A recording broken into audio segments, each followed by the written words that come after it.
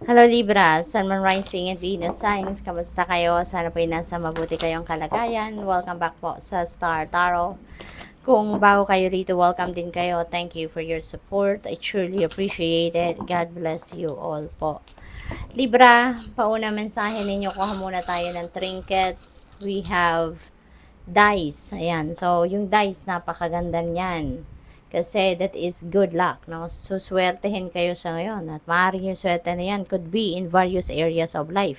Pwedeng isang parte ng buhay ninyo suswertehin kayo, kunyari sa pera, or maybe, iba't ibang parte pa ng buhay ninyo magkakaroon din kayo ng swerte, no? So, pwedeng ganun.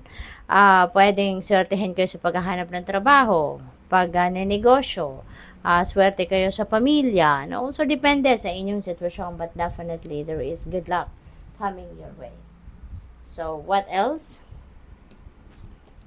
We have Ace of Shells. Ayan, so napakaganda nito, 'di ba? This is blessing, no? This is blessing. Kasi this is an ace, this is a new beginning. So, ibig sabihin, merong paparating dito na biyaya para sa inyo. At yun ang pagsisimulan ninyo ng kahit anumang bagay na iisipin ninyo. Baka new ventures yan, 'di ba? Bagong relationship, bagong paniniwala, no? So, depende sa inyong sitwasyon, but definitely, there is a new beginning happening rito for some of you. What else? We have 5 of fossils. Ayan. So, maybe, ang iba din sa inyo rito, baka nagkakaroon din ng burden pagdating sa finances. Baka merong difficulty, no, na pinagdadaanan ng iba sa inyo pagdating sa pera. But whatever the case may be, no, since we have Ace of Shells, meron tayong good luck energy. Kaya kung ano man ito, no, that is going to fade away from here on. Maaring dadating na yung breakthrough ninyo, maaring yung star na to na maliwanag, diba, na lumalapit sa inyo. That could be the breakthrough coming your way. Kaya just hang on, no? Huwag kayong mawala ng pag-asa. Kung ano man ang hirap or difficulty na pinagdadaanan ninyo sa pera man yan or in any area of life, always hope for the best possible outcome. Kasi when you are always hanging on to your hope and faith, you know, mag-a-attract kayo ng solusyon. Mag-a-attract kayo ng magagandang sitwasyon into your life, no? At kasama na dyan yung solusyon ninyo dito sa problemang ito. Okay? We have 6 of feathers. Ayan. So, moving forward, moving on. Ang energy ni 6 of feathers. Kaya maganda to. Libra. Siguro, eto na nga, no? Magmo-move on kayo from this situation.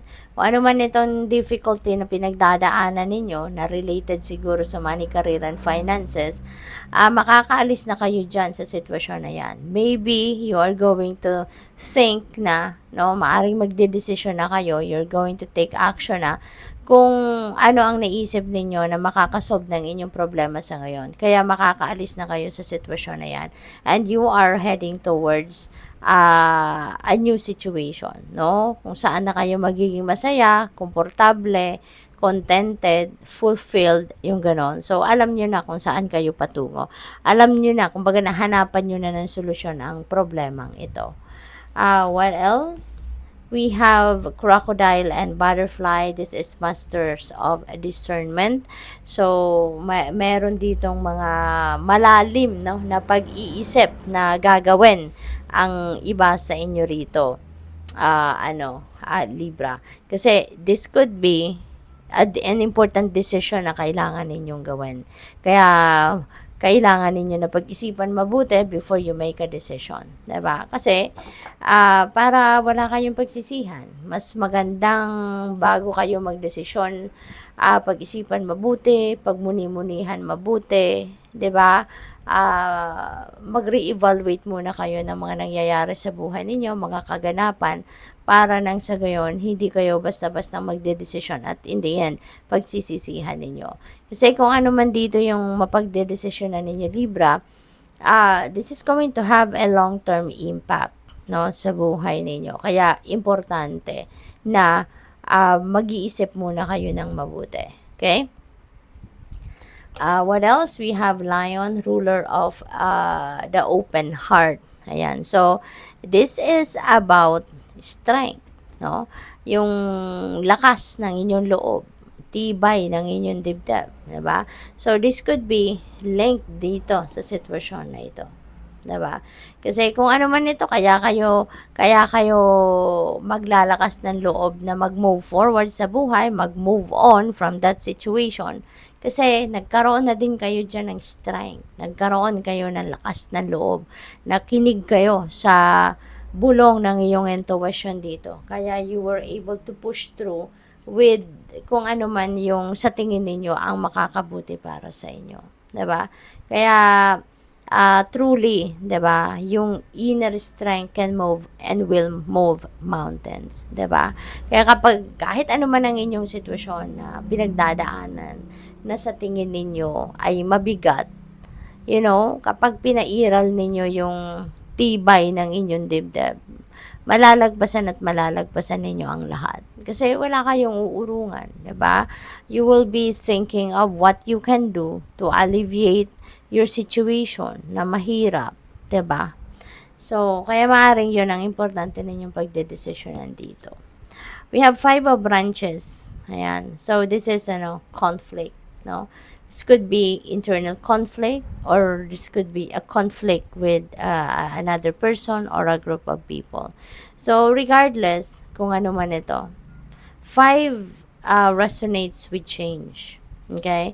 Kaya magbabago at magbabago ang inyong sitwasyon. Kung walang permanente sa mundo. 'Yun ang lagi po nating aalalahanin na nothing is yet set in stone. Kaya lahat kahit ang mga problema ninyo, no, magbabago at magbabago ang sitwasyon na 'yan. No? Lahat magbabago, lahat nagbabago.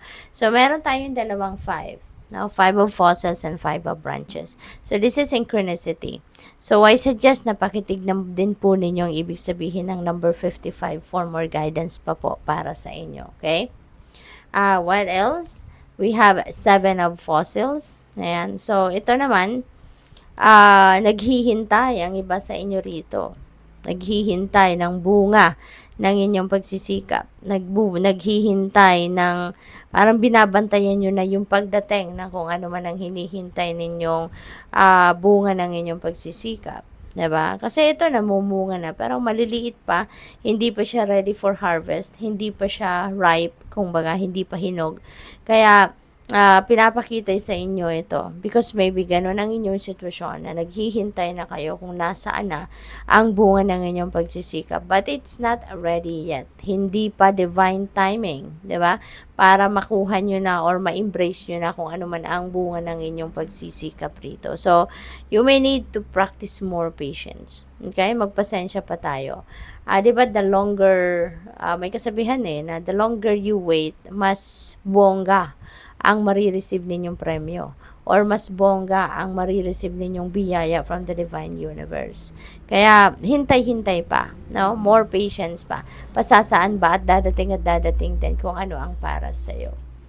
We have Seer of Shells. Ayan, so may excitement dito for some of you Libra. Baka meron dito mga a-attendan kayong okasyon, may mga exciting event dito na maaaring pupuntahan kayo. May invitations, mga ganon para sa inyo, para sa siguro mga reunion, mga ganon. Or baka merong celebration, no? May birthday, graduation, mga ganon na maaari ninyong mapuntahan. So, good luck sa'yo. Thank you for watching. Love and light. Namaste.